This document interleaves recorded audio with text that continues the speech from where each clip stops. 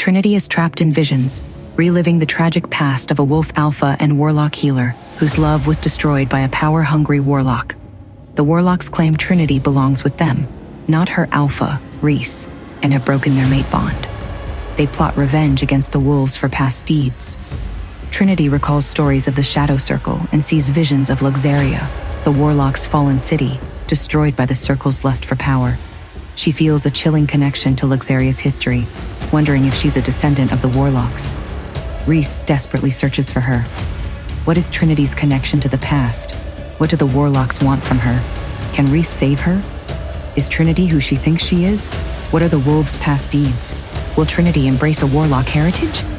Reese's relentless search had led him deep into the rugged forested mountains, a place whispered about in hushed tones, a place where rumors swirled like the swirling mists, the hidden compound of the warlocks. He moved stealthily through the dense foliage, his movements fluid and silent, like a predator stalking its prey.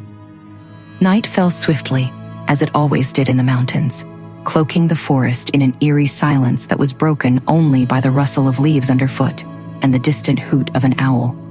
The air grew colder, the shadows deeper, and Reese's instincts screamed danger, warning him that he was walking into a trap.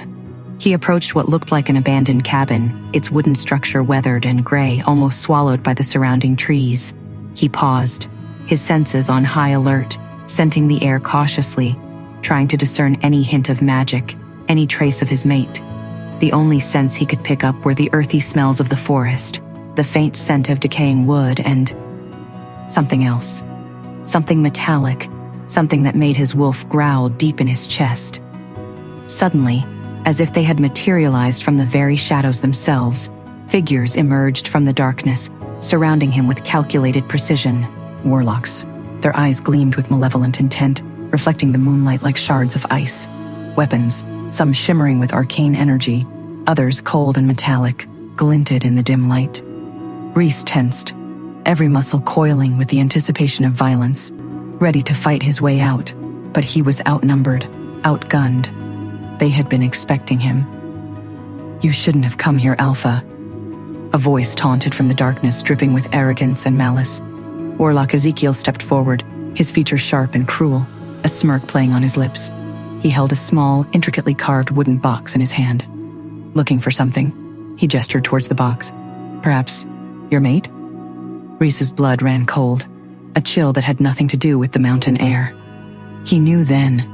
This was a trap, a carefully orchestrated ambush. They had lured him here, to this isolated location, to distract him, to keep him occupied while they moved Trinity, taking her further away, deeper into their clutches. "Where is she?" Reese growled, his voice low and dangerous. Ezekiel chuckled, a dry, rasping sound. "Patience, Alpha. All in good time.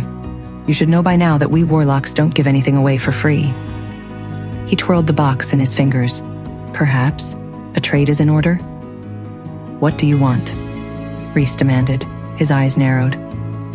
"Information," Ezekiel replied smoothly. "We know you've been sniffing around, asking questions. We want to know what you've learned. And if I tell you?" Ezekiel shrugged. "Then perhaps we'll consider letting her go. Perhaps." "You think you've won, Ezekiel?" Reese said, his voice laced with a dangerous calm. "You think you can keep her from me?" Ezekiel's smirk widened.